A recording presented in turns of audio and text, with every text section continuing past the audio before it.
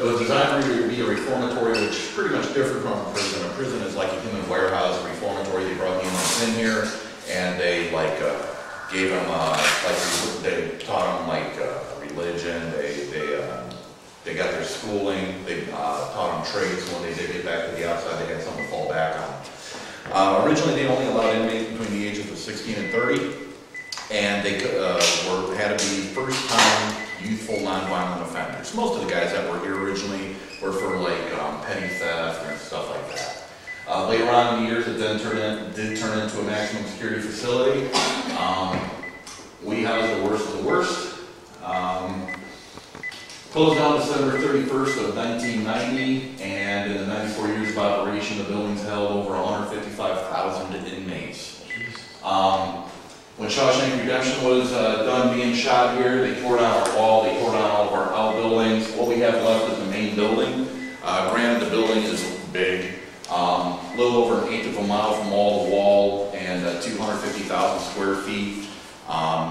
If you guys haven't been here before, you'll get lost. Even if you haven't been here before, you probably will get lost. We do have maps over there on the table about cash registers. This is the area right here where Tessa does go. Okay. Tessa does get this. Yeah. All right, so what We're do you about guys to go want to into know? the West Administration Way. I pretty much tour my tours to what the group wants to know. Okay. Hotspots. Hotspots. They moved. They moved him. Second floor West Administration. Originally, this would have been where the assistant warden and his family lived. The assistant warden and his family lived on this floor, and the floor above us. The floor below us would have been where the old original offices were. In here, Andy Dufresne's office in Shawshank. The front left room would have been the Wardens Office in Shawshank Redemption. There's still the hole in the wall where the safe was.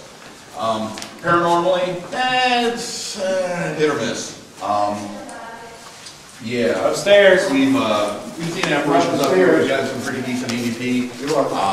But yeah, it's one of those things of it's just pretty much a fluke if you catch something on this floor. But upstairs, Did you say the warden and his family lived here? the assistant warden and his family lived on this floor. The infamous third floor of West Administration. We've had some pretty crazy stuff happen up here.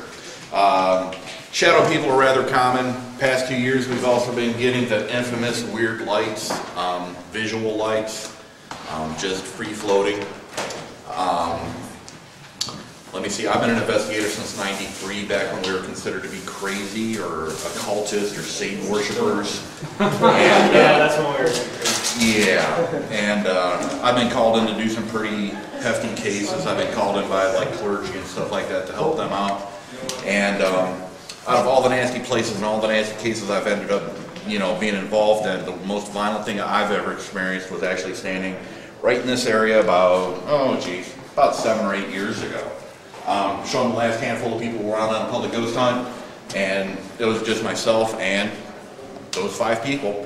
And about 4:30 in the morning, didn't feel anything. It's like, oh God, I just want to go home. Next thing I know, I'm punching the left kidney to the point where it put me on my knees. Left a bruise for 3 weeks. Back in my younger years, I used to be a bouncer. I've been shot, I've been stabbed, bones broken in bar fights. It was a completely different type of pain. It was bad.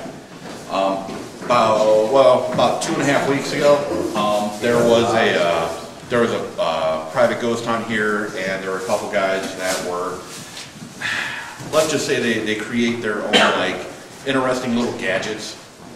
And pretty much what they did is they saturated this floor and the second floor with positive ions, to the point where when the dude started running the experiment, he said, after about 5 or 10 minutes, your body's going to hurt.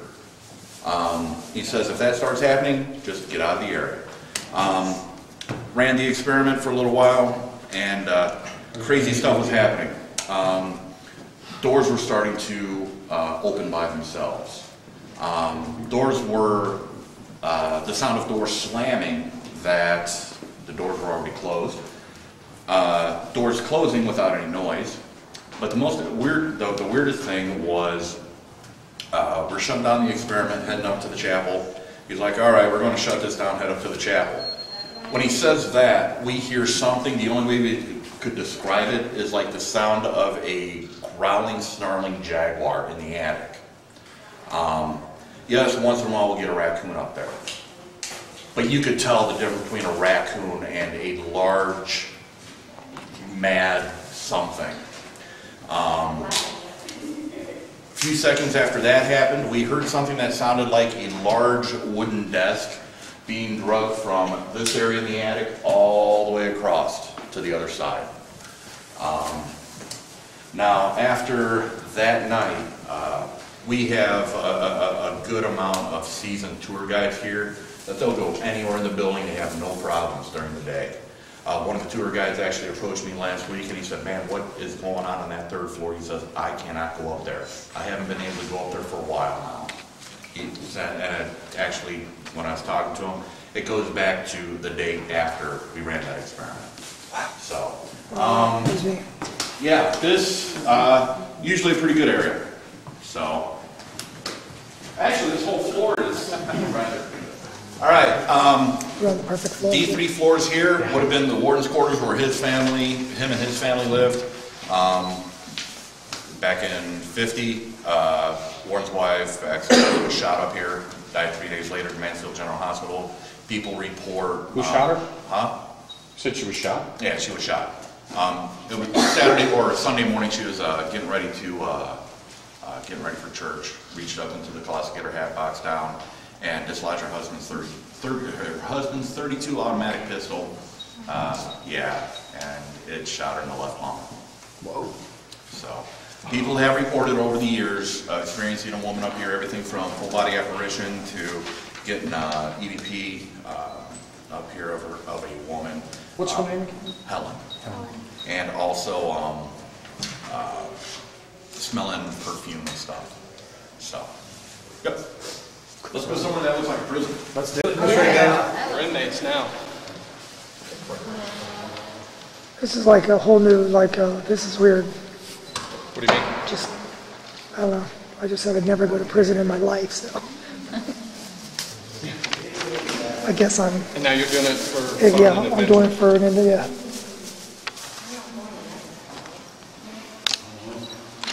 Perfect. Thank you.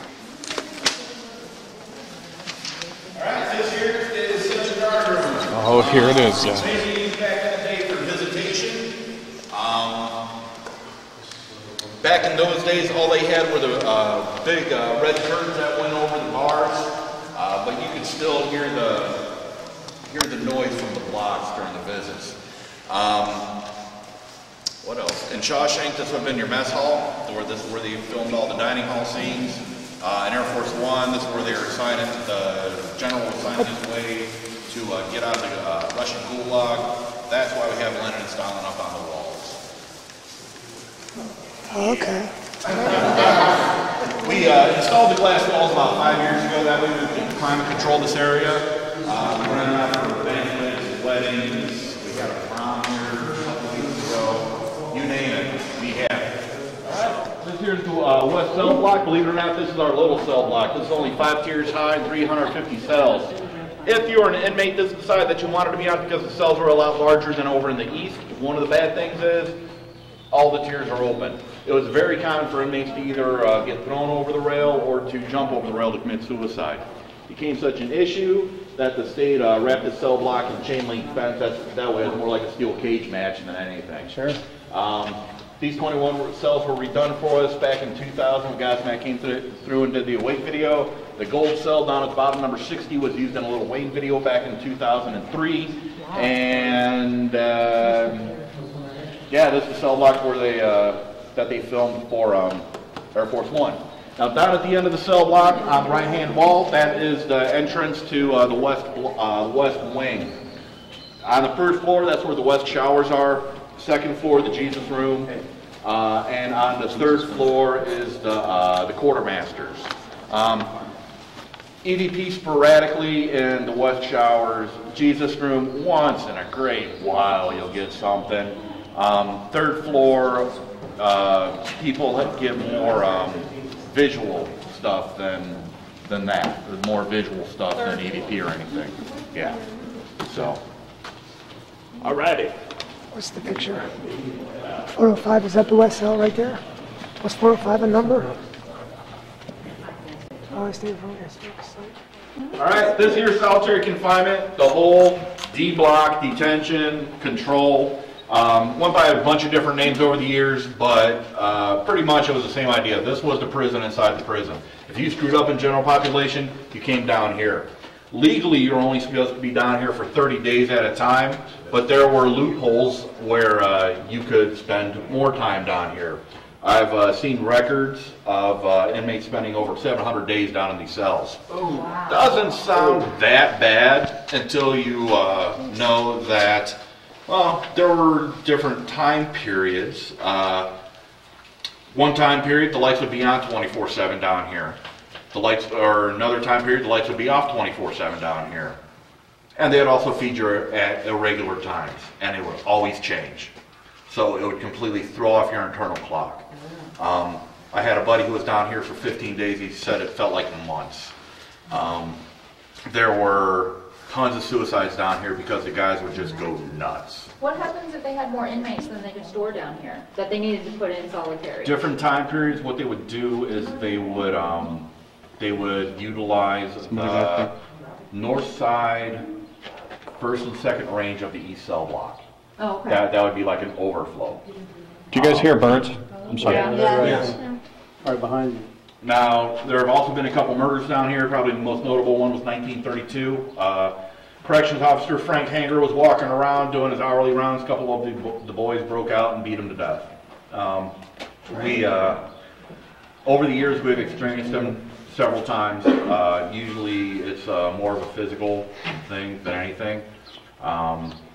But lately, probably the past 2 years, we've really been getting a lot more inmates in their cells being audible.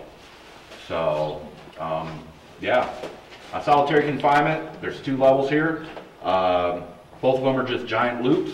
And on the 3rd floor, that is where the visitation for the inmates that were in the solitary confinement were. And also the parole board rooms. Whenever the boys would have to go up for parole, they'd go upstairs to the courtrooms. Yeah, what we're going to do now is go up to the 2nd level, walk that way. Down these stairs is an area that we just opened up last year. See, originally there were 3 levels of solitary confinement. The lowest level, in the sub-basement, would have been your worst one.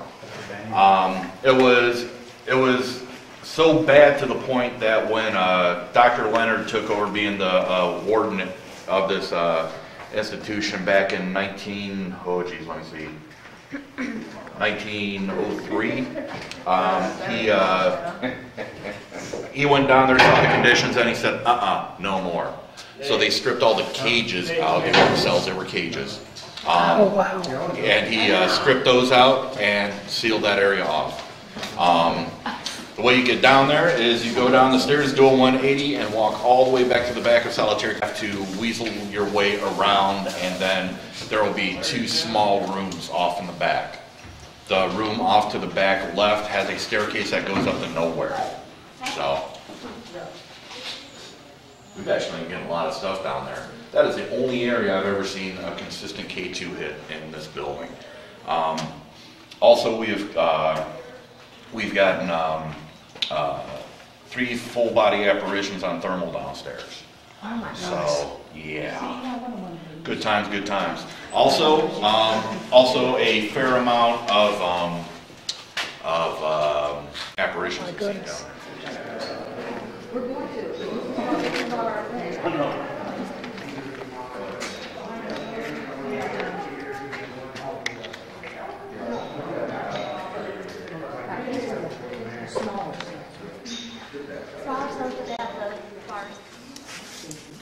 Alrighty, this is our big girl. This is the East Cell Block. This is the world's largest freestanding steel cell block. 6 tiers high, 600 cells. At a very minimum, there would be 1,200 inmates in here. The cells are a lot smaller than over in the west, and this is the side that you didn't want to be on. Starting in the mid-1930s is when this was the first reported haunting in this cell block. At the late 1950s, the activity actually picked up in here. It came to a point where there were inmates on one of these tiers, a certain tier, that they were requesting to be pulled off that tier and housed anywhere else just to get off that tier. I read one letter from an inmate to the warden saying something to the effect of, you know, put me in the hole for the rest of my bit, just get me off that tier. So, a lot of the reports, I wouldn't believe them, except for one of my very good friends experienced it back in '82. And yeah, not a good thing. All right, in through here is the infamous toilet room that we call it the toilet room because we stored toilets in there. Originally, that would have been your first floor of the hospital. Ooh, a hospital? That would have been where you got your Band-Aids and your aspirin. Also, the dentist office used to be in there. In 1951, they pulled all the medical services out of the east wing and they put it in a newly constructed building behind here. Later on, this was turned into the commissary. That's the way it's configured now. Underneath this staircase is access into the east shower room where they did all the scenes for Shawshank. On the second floor of the east wing here would have been your surgical ward of the old original hospital. Later on it was turned into a dormitory. Third floor would have been your general ward of the hospital. There were 90 beds up there and the care was actually so good here that the local people would rather come here than the local hospital. There were inmates that were paroled out of here and later on, you know, got injured at home, came here to get fixed. Later on in the years, it was turned into the library, and that's the way it's configured now. All we're going to do is we're going to go up these stairs, hop onto the fourth tier.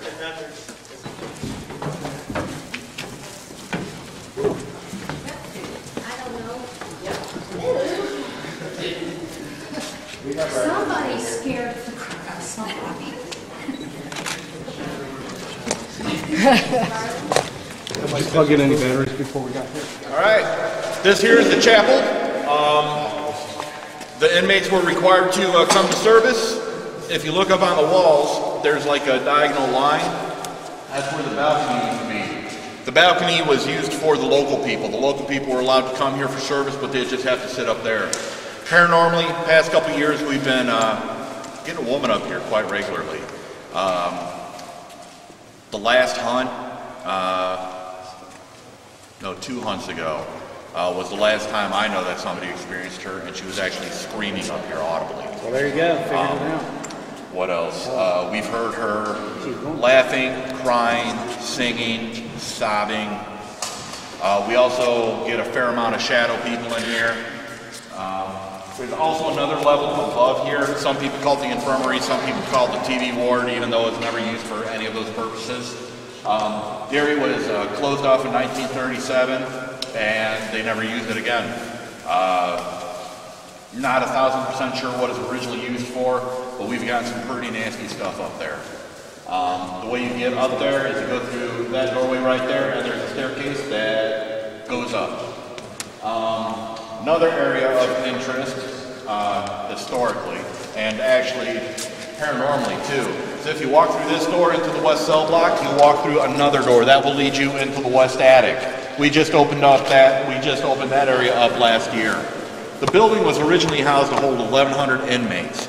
In the mid-1930s, it held over 3,600, so at least 3 times over capacity. So they were turning areas that were never supposed to be used as housing into housing. That was one of the areas. Because of that, if you go in there tonight, look really well on the walls, because there is a good amount of graffiti from the 1930s from the inmates. Yeah, and go.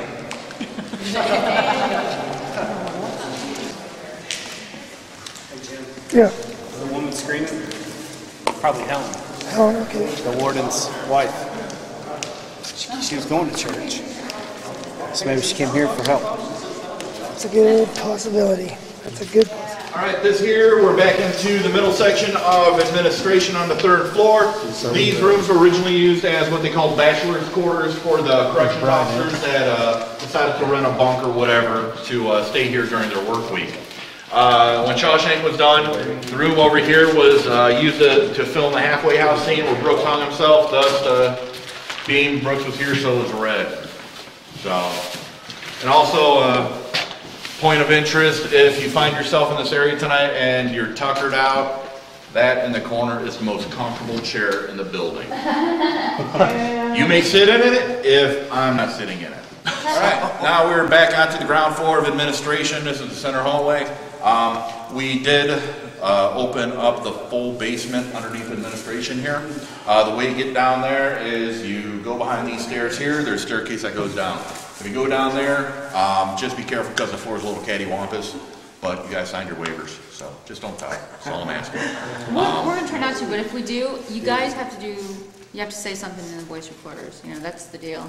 Yeah. If you die, If we do pass away, we have to, know. Let us know. This is kind of a crappy place to be stuck. Yeah. Especially if you didn't. I signed the damn waiver. All these dark spirits are going to be going, so what'd you do? I tripped and I knocked my head on the floor. I'm like, I'm a ghost hunter. Yeah. Make a move. Just gonna do So a does anybody have any questions? Good. Who's the guy in solitary that was breathing I on? wanna put this stuff back out. There's a lot of them. I caught him. He said my name twice. They've been expecting us. Either that or it's our spirit guides joking with us. Thanks, Seamus. Thanks a lot, buddy. So what we're going to do now is Seamus, be clear. shut the lights down. Get everything geared up and go to the restroom. That's where I'm going. Yeah. All right, if anybody wants to go to the restroom where the water and hot and coffee are. So what do you want to do? Yes. I need to take these back out to my car. Yeah, right 2 here. minutes. All I can say is, do you have the night shot on? It's on right It's now. on now. Oh my God, what do you think, Lee? All right, this is a very cool place. We just walked through for the tour with Scott. Jim, thanks for videoing this. Absolutely, you stayed with him when we got lost in the extreme solitary confinement. And as you can see, the lights are being turned off right now. And this place is not the place to be lost. No. Because panic sets in and you kind of forget what you're doing here. So we got to stick to our mission, keep our groups tight. Yep. And, Do not man, get away focus, from anybody. Focus. You just seen through the tour, Jim was filming, the lights were on. Lights are getting shut off right now as we speak.